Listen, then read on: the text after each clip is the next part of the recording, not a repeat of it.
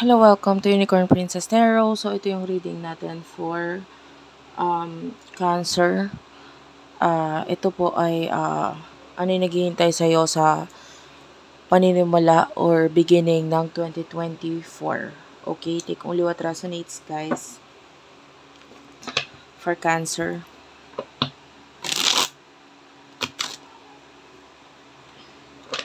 For personal reading, Jing Tarot Reader ha. Search mo na lang siya sa Facebook.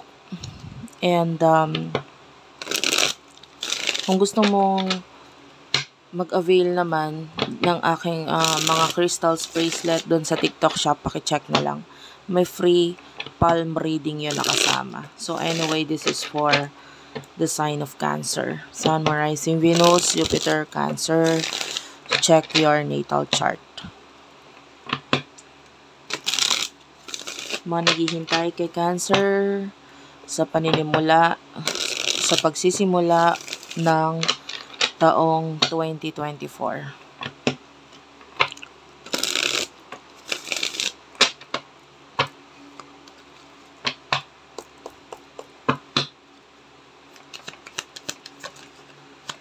You do have here the Devil,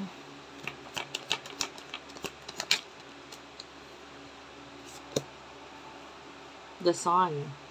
Oh, dalawang major arcana agad. You do have here the Ten of Pentacles. Clarify the Devil. Queen of Pentacles. Clarify the Sun.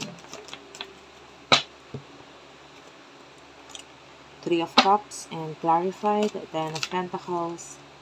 Hindi ko to kukunin masyadong marami. Clarify the Ten of Pentacles. The Judgment. Wow. Actually, puro major arcanas ha. Yung nung lumabas with the Judgment, the Sun, and the the Devil. Tatlong major arcanas agad dyan. And you do have here the Magician. Okay? So, this is also a major arcana at the bottom of the deck. Okay? So, actually, nakikita natin na magiging mas loud and clear ang pagdating sa finances. A lot of money is coming to you with the Ten of Pentacles. Napakaganda. I-manifest mo na to, guys, kasi with the Judgment, makikita natin na maraming makakapansin sa daloy ng pera sa'yo na makikita nila na talagang may improvement. Hindi lang ikaw, kahit hindi mo sabihin sa kanila, sila na mismo ang makakapansin at makikita nila ito sa'yo. I can see a lot of happiness pagdating sa friends. Nakakita tayo dito ng masayang communication with friends. Maaaring mas mapadalas yung pakikipag-connect, communicate mo sa kanila, nakakita tayo ng masayang pagsasama. Or maybe, yung iba pwedeng may mga kaibigan na dati madalang mo lang makita, maaaring madalas, or merong mga kaibigan na biglang magpapakita sa'yo, like may reconciliation na magaganap dito. And with the Queen of Pentacles and the Devil, for some of you na nasa mataas na posisyon, continuous, no? Maaaring noon, marami ang nakamata sa'yo. Well, ganun pa rin naman, marami pa rin naman nakamata sa'yo. Pero this time around, hindi na ikaw yung nagmumukhang masama dito. Okay? Kasi maybe in the past, ang sama ng tingin nila sa'yo, etc. Or parang tingin nila is ikaw yung kontrabida. Pero this year, 2024, maaaring makikita nila na, ay parang wala naman talagang pakialam to. Parang ganun. Maybe in the past, feeling nila, ang priority mo lang is ma-down sila. Pero hindi. Marirealize nila na wala ka namang hangaring hindi maganda para sa kanila. So, nakikita natin, namumukadkad talaga pagdating sa pera. Napakaganda. So, anyway, tell me more.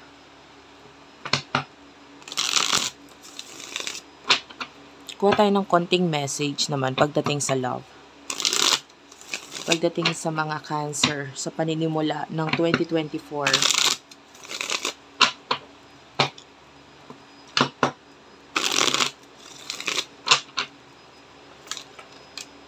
You do have here the Hanged Man,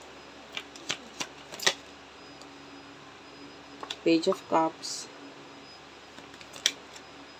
Six of Swords, and the Empress. Clarify the Hanged Man, please. Nine of Wands. Clarify the Page of Cups.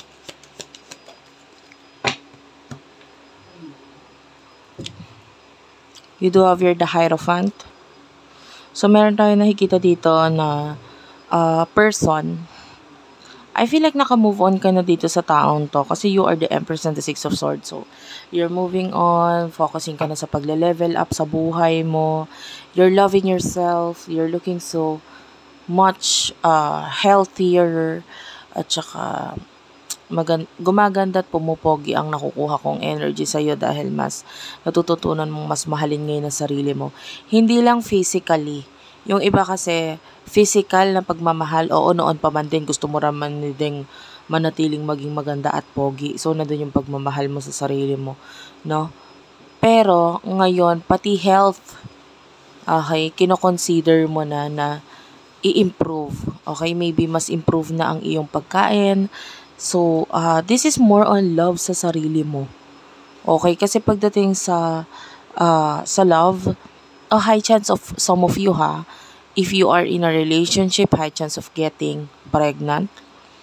Ayan, napakaganda. Kasi I can see a baby. Pero if you're single, more on self-love. Kasi actually, wala ka ng time for love. May time for fling. Pero yung fling na walang halong love. You know what I mean? Kasi ngayon, mas mahal mo talaga yung sarili mo eh. May ever since, yun naman din talaga ikaw. Ikaw yung tipo ng tao na mas uunahin mo muna yung sarili mo. Pero, regarding sa past, wala ko nakikitang expectations. Okay? But there's this past person. I'm sorry to say, no, naghihintay pa rin tong taong to. The problem is, marami siyang problema, marami siyang challenges sa buhay niya. Marami nangyayari ngayon sa buhay niya na parang hindi maganda. So, oo, naghihintay siya pero wala siyang magawa para makaalis sa sitwasyon niya. Okay?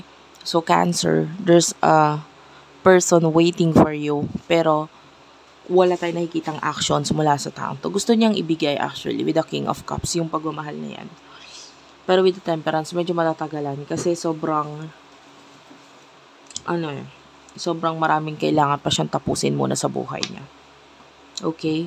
But I feel like you don't care kasi ang focus mo is yung mga plano mo ngayong dadating na 2024, which is marami. Marami ako nakikitang plano na iyon ang mas ookupa sa utak mo kesa ang love na naghihintay sa'yo. Okay?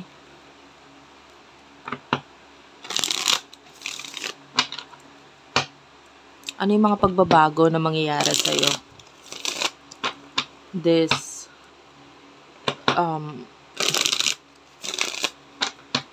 early months of 2024? Mga pagbabago na kailangan mong abangan.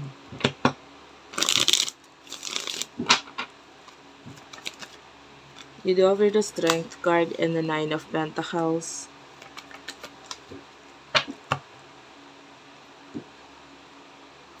Six of Cups. 10 of Cups.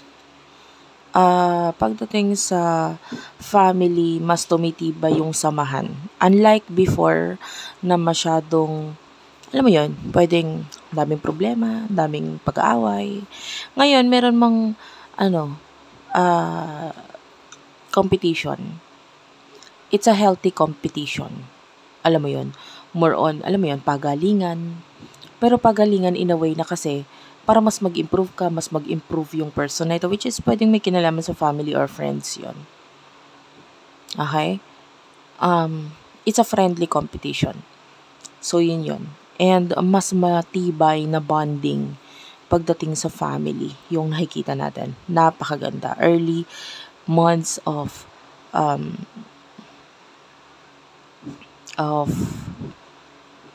Cancer for the year 2024. Six of Cups is here.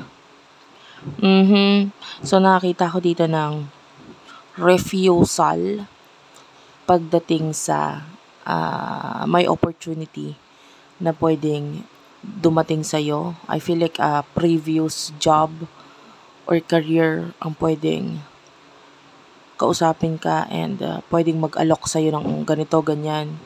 But I feel like you're not interested. Hindi ka interesado. Bakit? Kasi you are in a better situation with the Nine of Pentacles. So, ayun.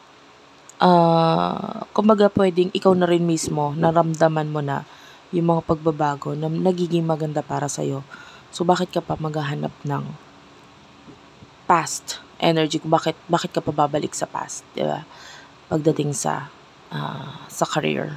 I feel like for some of you, some sort of explanation ang maririnig mo, no? Na magbibigay linaw sa'yo kung saan mo talaga gusto, kung ano talagang gusto mo. Okay, I can see a lot of success. I can see a lot of awards for some of you. Yan.